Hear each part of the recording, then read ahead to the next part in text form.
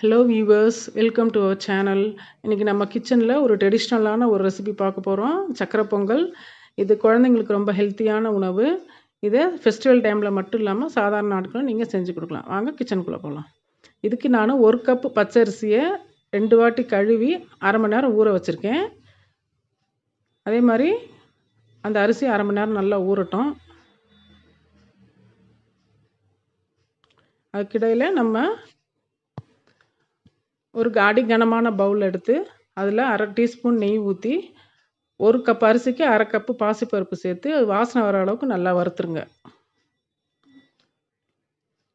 வறுத்து அதை ஒரு பவுலுக்கு ட்ரான்ஸ்ஃபர் பண்ணிவிடுங்க.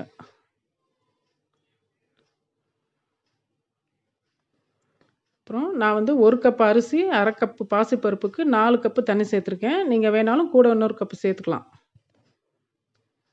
இந்த தண்ணி நல்லா கொதிக்கட்டும். இங்கே பாருங்கள், கொதி வந்துருச்சு. இப்போது இதில் நம்ம ஊற வச்சுருக்க அரிசியை அதில் சேர்த்துடலாம். வறுத்து வச்சுருக்க பாசிப்பருப்பையும் அது கூடவே சேர்த்துருங்க. சேர்த்து கலந்து விட்டுருங்க. அரிசி நல்லா வெந்து குழஞ்சி வர வரைக்கும் அதை வேக விடுங்க. பாருங்கள், இந்த அளவுக்கு நல்லா குழையிற அளவுக்கு வேக விட்டுருங்க. இப்போ இதில் அரிசி நம்ம வெந்திருக்கான்னு பார்க்கலாம். பாருங்கள், அரிசியும் பருப்பு நல்லா குழஞ்சி வெந்திருக்கு.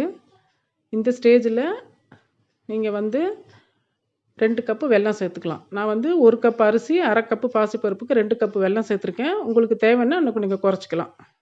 உங்கள் சுவைக்கு தகுந்த மாதிரி நீங்கள் வெல்லம் போட்டுக்கலாம். இதை போட்டுட்டு அதை நல்லா கிண்டி விட்டுருங்க. வெல்லம் நல்லா அந்த ரைஸோடு மிக்ஸ் ஆகிற அளவுக்கு நல்லா கிண்டி விட்டுருங்க. ஒரு 5 மினிட்ஸில் உங்களுக்கு வெல்லம் கரைஞ்சி பொங்கல் ரெடி ஆகிடும். பாருங்கள், பொங்கல் நல்லா வந்திருக்கு, நல்லா குழஞ்சி வந்திருக்கு. இதை நல்லா கிண்டி விட்டுருங்க. இதுக்கு நம்ம 2லேருந்து 4 ஸ்பூன் வரைக்கும் நெய் சேர்த்துக்கலாம். நெய் சேர்த்து அந்த நெய்யோடு சேர்த்து நல்லா கிண்டி விட்டுருங்க. நெய் அந்த சாதத்தோடு நல்லா மிக்ஸ் ஆகணும்.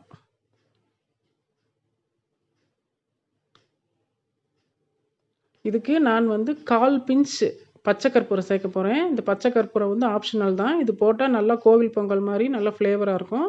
உங்களுக்கு சுவைக்கு தகுந்த மாதிரி நீங்கள் அதுக்கு சேர்த்துக்கலாம். 1/4 பிஞ்ச் சேர்த்தா போதும். இதுக்கு நான் 1/4லேருந்து அரை கப்பு வரைக்கும் நான் பால் சேர்த்துருக்கேன்.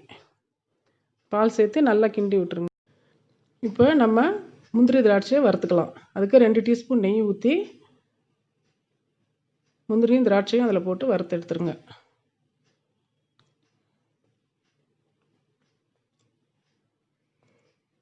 வறுத்து அந்த பொங்கலில் சேர்த்துருங்க. அவ்வளோதான், நம்மளுடைய சக்கரை பொங்கல் ரெடி ஆயிடுச்சு. இந்த சக்கரை பொங்கல் ரொம்ப டேஸ்டான உணவு. குழந்தைங்களுக்கு செஞ்சு கொடுங்க. நல்லா குழஞ்சி வந்திருக்கு. நல்லா டேஸ்ட்டு ரொம்ப நல்லாயிருக்கும். பாருங்கள், இந்த மாதிரி கலந்து விட்டுருங்க. பாருங்கள், இந்த இப்போ ரெசிபி ரெடி ஆயிடுச்சு. இந்த வீடியோ உங்களுக்கு பிடிச்சிருந்தா லைக் பண்ணுங்கள், ஷேர் பண்ணுங்கள் அண்ட் சப்ஸ்கிரைப் பண்ணுங்கள்.